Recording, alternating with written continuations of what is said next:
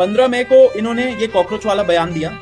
11 मई को कुछ दिन पहले ही उन्होंने एनवायरमेंटलिस्ट के खिलाफ कुछ बोला कि दी सो कॉल्ड एनवायरमेंटलिस्ट, इनका काम ही है कोर्ट में आके दलीलें फाइल करना। कोई भी एक ऐसा केस हमें बता दीजिए जो एनवायरमेंटलिस्ट ने डेवलपमेंट वर्क जो इन्होंने वेलकम किया हो। इनका ये स्टेटमेंट था। Again this shows a attitude, it shows a prejudiced mind against environmentalist. 29 जनवरी को ट्रेड यूनियंस के खिलाफ इन्होंने बोला था कि trade unions are responsible agents जिनके वजह से इंडस्ट्रियलाइजेशन नहीं हो रहा है हमारे देश में। इतना स्वीपिंग स्टेटमेंट दे देना, जबकि हमें पता है कि लेबर लॉस के साथ क्या खिलवाड़ हो रहा है, इन लेबरर्स का कंडीशन क्या होता है, कैसे एक्सप्लॉइट होते हैं। उसके बावजूद जो थोड़े बहुत यूनियंस बन जाते हैं, जो अपना अधिकार को एसर्ट करते हैं, उनके खिलाफ बोल देना कि they are the agents, they are the biggest people जिनके वजह से देश की तरक्की नहीं हो रही। ऐसा उनका स्टेटमेंट था 29 जैन को।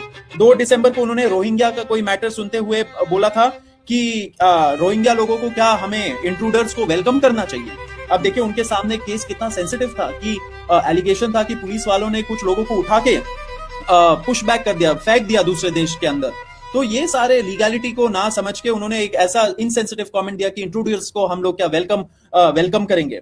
इस ऐसे ही उन्होंने पहले भी 12 दिसंबर को इन्होंने जब ये रोहिंग्या वाला कमेंट पे बहुत ज्यादा बवाल मचा था, ऐसे ही कुछ दिन बाद उन्होंने एक स्टेटमेंट दिया था 12 दिसंबर को कि nobody can browbeat me with comments, मतलब कि मुझे कोई धमका डरा नहीं सकता कोई। लेकिन एक कंसर्टेड अटेम्प्ट चल रहा है सोशल मीडिया पे एंड बाहर के साइड में क्रिटिसिज्म करके, लेकिन मैं नहीं पीछे हटूंगा, मैं नहीं कुछ करूंगा। 3 मार्च 2025 को उन्होंने जर्नलिस्ट लोगों के खिलाफ जिन्होंने ये जो बियर बाइसेप वाला केस चल रहा था उस टाइम पे, उस पे मैंने भी कुछ लिखा था कि फ्रीडम ऑफ स्पीच वगैरह के मामले पे उन्होंने कोर्ट में बोला, सबके सामने ओपन कोर्ट में, कि some brainless people are writing on free speech, we know how to handle them also। ये कोई भाषा है चीफ जस्टिस, कोई जज की, सुप्रीम कोर्ट के जज की। मई 2025 में भी उन्होंने महमूदाबाद वाला जो अशोका प्रोफेसर महमूदाबाद वाला केस था, उसमें भी उन्होंने बोला था we know how to handle them also. तो बताइए ऐसे धमकियां आ रही है, ऐसे कमेंट्स आ रहे, and not 1 time 2 time 3 time, these are 3 4 5 7 times ऐसे कमेंट्स आए हैं पिछले 2 सालों में।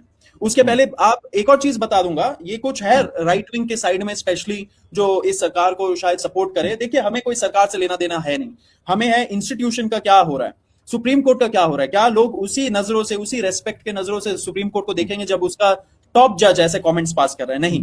तो हमारा कंसर्न है what is the institutional image, what is the signal that is going.